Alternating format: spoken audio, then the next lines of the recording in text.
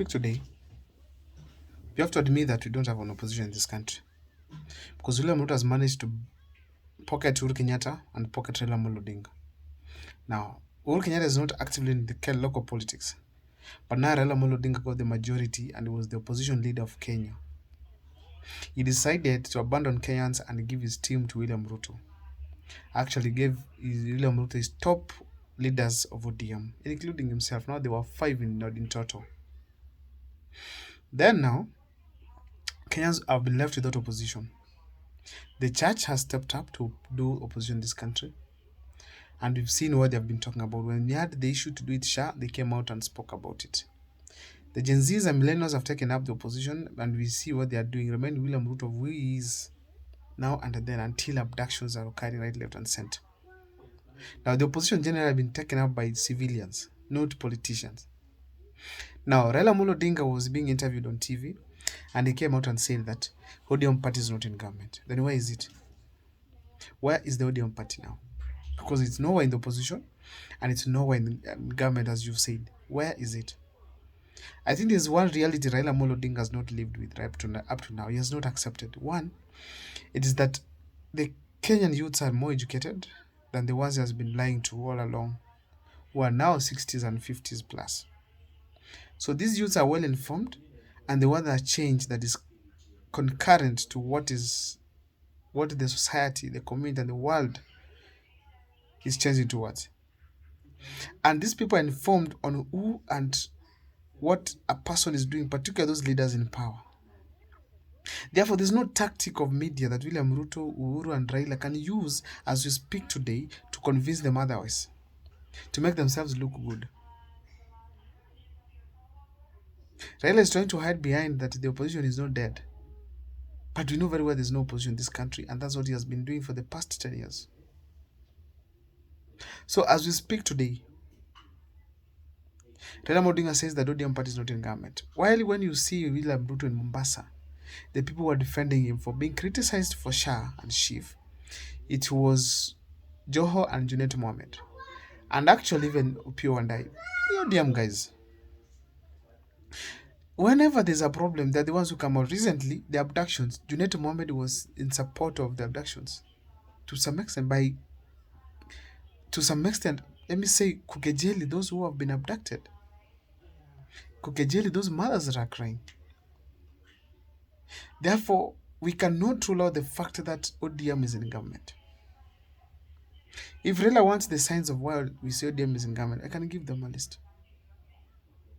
And I started now. Number 1, the top officials of ODM were taken to government.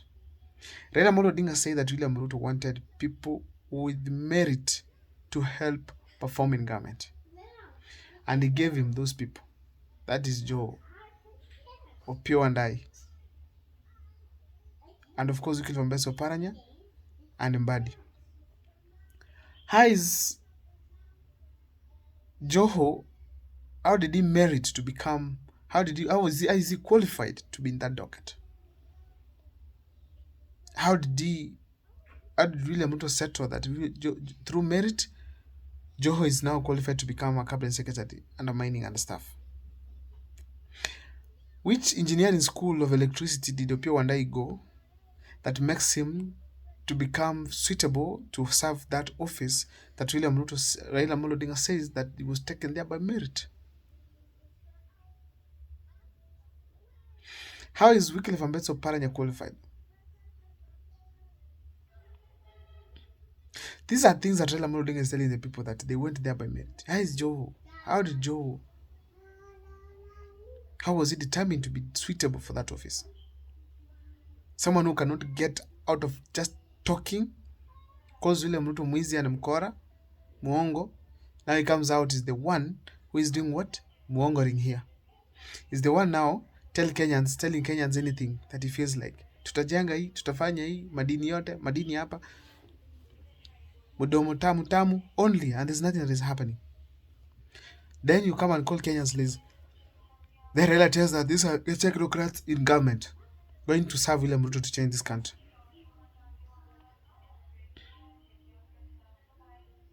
Another thing is this. The defense they're giving William Ruto Another one is the fact that Raila signed a deal to take himself to AU while the Kenyans are crying over various things like overtaxation, abductions, and so on. In short, ODM is in government. Raila Amolo Odinga is saying that abductions are not good. Have you seen any DM guy come and speak about these abductions? What makes that Raila think that this is the time to speak now? Yet abductions were done day by day. Muteti the first, second the boy from Embu, then like that. He didn't speak from the first, he has spoken now when Kenyans have come out even in churches to condemn it. Simply because he's local here now.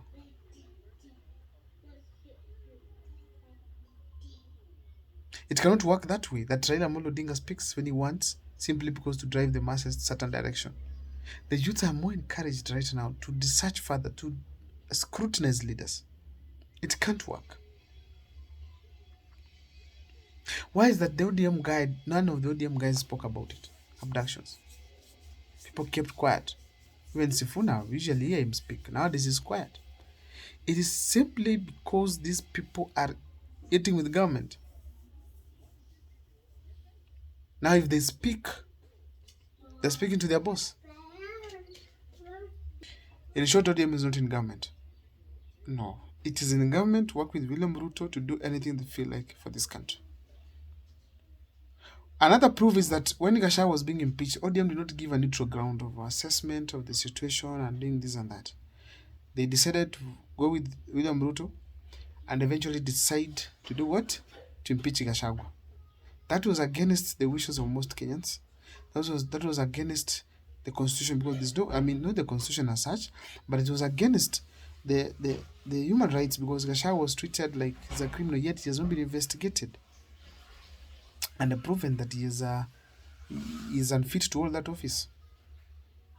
So therefore, there's no way Raila Amolo Odinga can lie in public that is not in government, and the funny thing that he was not blinking and he expects Kenyans to accept that.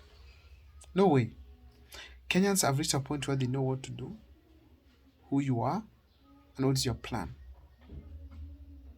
Even went ahead to deny there's no handshake with Uhuru Kenyatta. And he talked about handshake himself severally. Now he's telling us that there's no handshake that was with him with Uhuru Kenyatta. Yet they expect Uhuru Kenyatta to support him seriously in 2022. We saw it, everyone expected Uhuru Kenyatta to support him. And indeed he supported them. The time has come for Baba to quit.